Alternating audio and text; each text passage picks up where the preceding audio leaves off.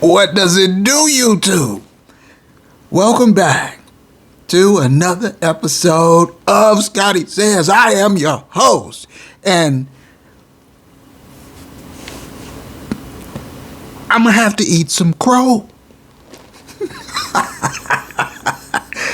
I am going to have a little bit of crow. I think I'm going to have crow burgers or maybe crow souffle.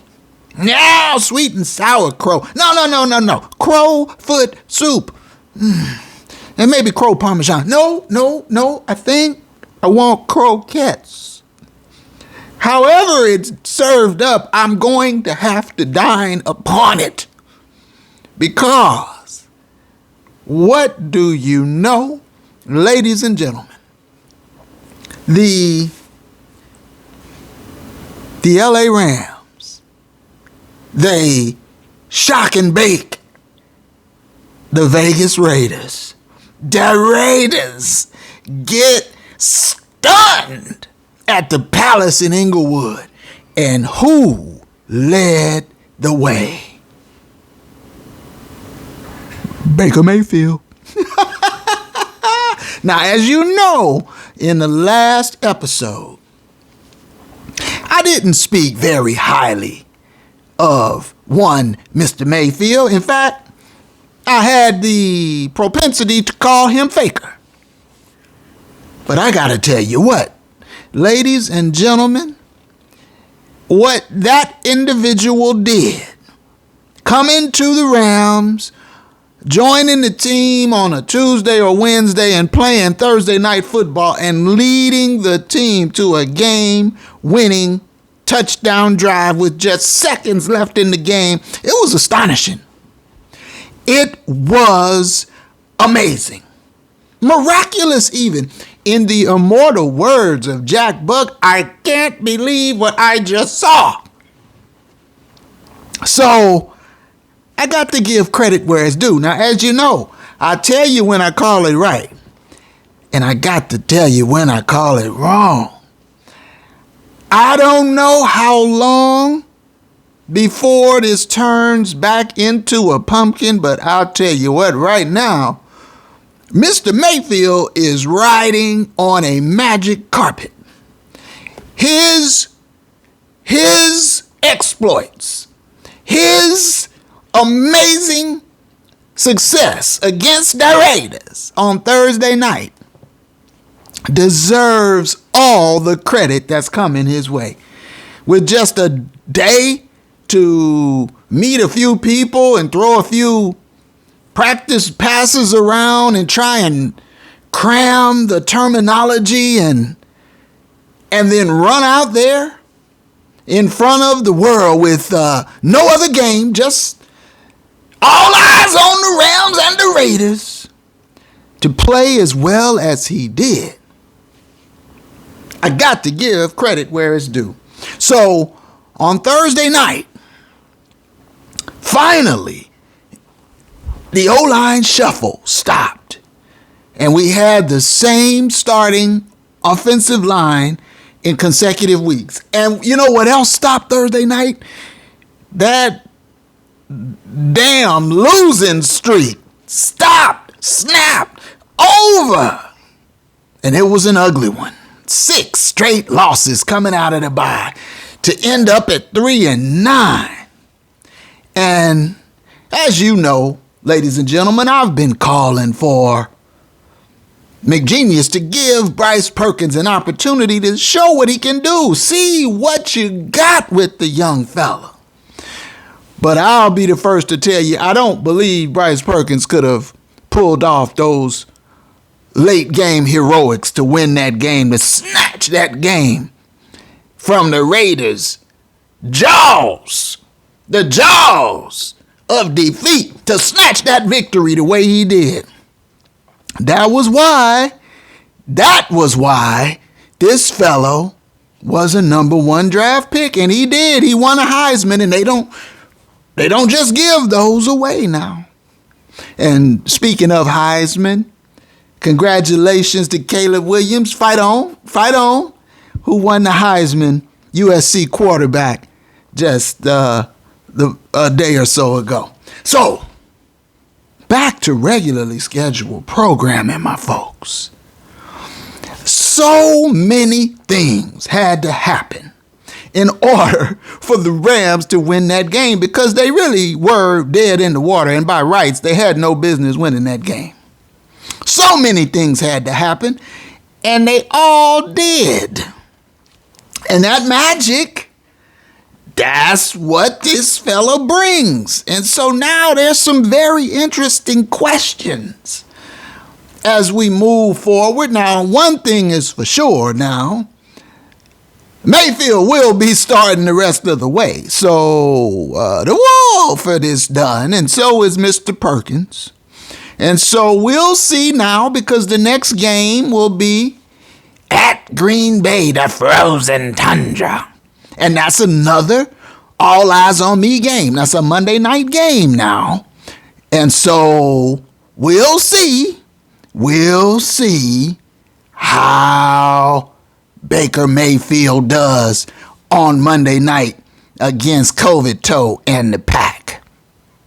But in the meantime, and in between time, let's give accolades for the accomplishment that we witnessed on Thursday night.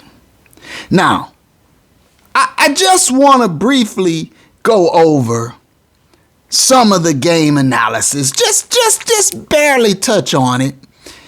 But beside eating crow because of Baker Mayfield, why, who else showed up for the Rams in crunch time on Thursday night? Did you see Stoney with the catch? Now he didn't use them stone mitts. He caught it with his body and his arms, and he used the helmet of the defender to pull it in. But he caught it. Hell of a catch. And who else showed up with the game-winning touchdown catch? The real, not the imaginary, the real Van Jefferson showed up. Tutu, big game from Tutu. And so I'm just going to have a couple of croquettes after this episode, because I've given these guys grief over the course of this pitiful season. Deservedly so now, deservedly so.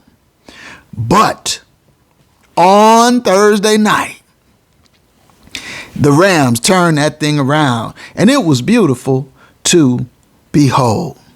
So let's get right to the action, shall we? Now, the first thing that I noticed was that all of these guys were out for the Rams. No AD 99 the Beast. Right? We know Soup is out and done. Poti out and done. And so, there were plenty of reasons why this team could have mailed that game in. But they showed fight and resolve, and I like to see that. And I'll say this for the Rams and for McGenius. They've been showing fight. They showed fight in Kansas City with Bryce Perkins. And so even though they're losing, or they had been losing, they still were being feisty, competitive. They showed fight against the Seahawks, even though they lost that game. No, McGenius is coy now. He plays it close to the vest. He got a little tricky Dick Richard Nixon in him.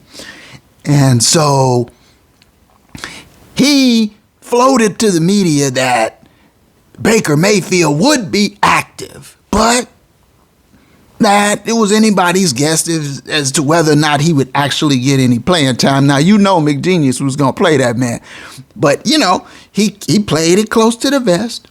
And in fact, he started the game with the Wolford, but on the Wolford's only possession, that first possession of the game for the Rams, He handed the ball off 3 times. It was a 3 and out, and the Wolford was never to be seen again that night. So in a sense, McGenius took some of the pressure off Baker Mayfield by letting the Wolford start and then have Baker Mayfield relieve him and play the rest of the game. Now, the Raiders jumped on the Rams. Ashes got burnt up again, torched, set ablaze, lit on fire by Devontae. And so very quickly, 10-0 Raiders. And out comes Baker Mayfield for the Rams' second possession. And I'll say this, McGenius has confidence in Baker Mayfield. See, he doesn't have that kind of confidence in Bryce Perkins. You've seen that. He only wants to let him hand the ball off. He lets the Wolford chuck it. But Baker Mayfield came right in, throwing the ball, making completions. And I give him credit to be able to assimilate all that information and get people lined up in the right places and get the plays off in time. They didn't have any delay of game penalties that I recall. So he ran, Baker did, the offense pretty well, all things considered, for that short amount of time that he had been in town. So on Baker Mayfield's first drive, the Rams settle for 3. They put up 3 points, and so they're trailing 10-3. Now, the Rams' third possession, Mayfield's second, the Rams are driving the ball. He's playing pretty well. And were it not for Cam, the Grill Akers, coughing up another fumble, the Rams would have gotten some more points on that drive. But on the turnover, going the other way, Raider ball.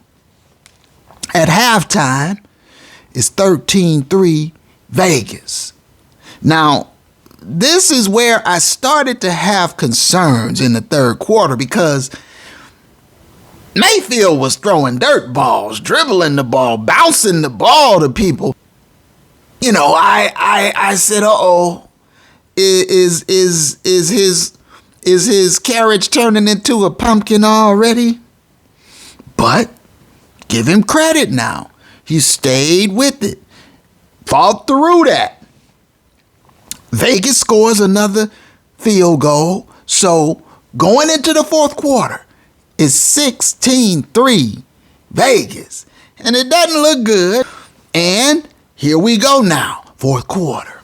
And Mayfield goes 3 and out again. Another missed throw. And I'm like, man, this here is some faker nonsense. But this is where it started to turn. After the 3 and out on the punt, the Raiders foolishly penalized offsides, and this gives the Rams a fresh set of downs.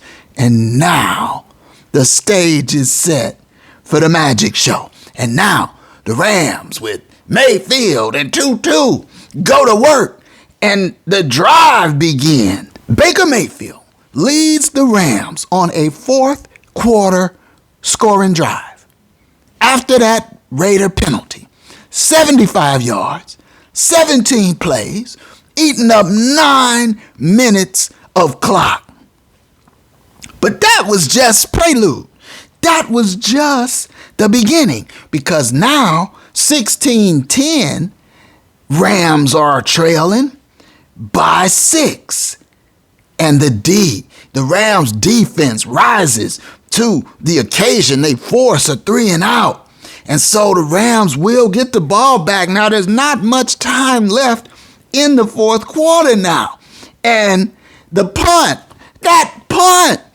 the Raider punt, I'm saying it looked like it just had the end of the game written all over it, because it bounced, and instead of going out of bounds, it stayed in bounds, and it kept just like dribbling its way all the way down to the Ram 2-yard line. And so now, with no timeouts, with about 98 seconds left in the game, the Rams have to go 98 yards. And so from the 2, I'm like, if he can do this, this will be a win for the ages. And it was. And so, even then, so much had to happen to make it all come to pass.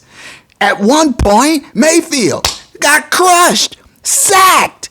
What? Whoa, wait a minute. There was a foolish Raider penalty for smacking the ball out of Mayfield's hands, and this penalty gave the Rams a first down.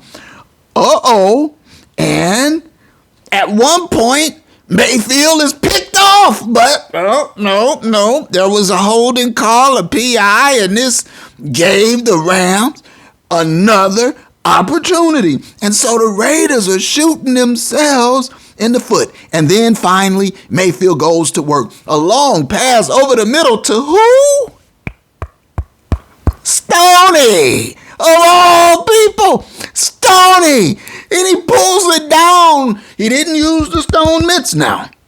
And then, now it's really getting interesting. And then the Raiders had to make yet another grievous error. They line up in press man coverage. And Mayfield sees it and throws a dime, a perfect pass drop right out the silo, right into the bucket to the real Van Jefferson for the touchdown, for the game-winning touchdown. And McGenius is going crazy, and Mayfield is headbutting people without a helmet. He is bareheaded, and they got helmets on, and they're like backing away from him. I'm like, what is up with that? Mayfield must have a few screws loose, wouldn't you say? But hey, let's save that for another day. So it was unbelievable. It was a hell of a game, and it was a much-needed Rams victory. And so now the questions begin. Well, what about Pulte next year? Is he coming back? See, personally, Mayfield's only 27, right? And the Poltergeist is, 34? And, he's got all these scenarios with the neck and the spine and the concussions and the elbow. You almost have to wonder if retirement isn't a real option for Matty from the D. And so there is a scenario by which Baker Mayfield could be the starting quarterback in 2023. But we got a long way to go before that. Next up, as I said, old COVID toe. So I'm not going to give you any stats other than to say Mayfield was 22 or 35. He threw it 35 times, 230 yards in the game-winning touchdown. The Rams still had no running game, but my goodness, Stoney had his best game as a Ram. So did Tutu. You gotta give credit where it's due. Bobby Wagner and the D played strong down the stretch, and them Raiders made a whole lot of mistakes to help it all come to pass. And so, this is where we are now, folks. In the post game, very interesting. I heard Baker Mayfield, upon accepting his game ball, say it's good to be home. All right. Well, welcome home then, Mr. Mayfield. And so, until the next time, which won't be too long from this time, what I need you to do is throw me one of these. Throw it to me now. Please subscribe if you haven't already. Ring the bell. Hit the bell so you're notified when I drop a new video. Leave me a comment. Let me know what you thought when you saw that game-winning touchdown pass. And so until then, my friends, we have to put some respect on Baker's name. And until the next time, one love.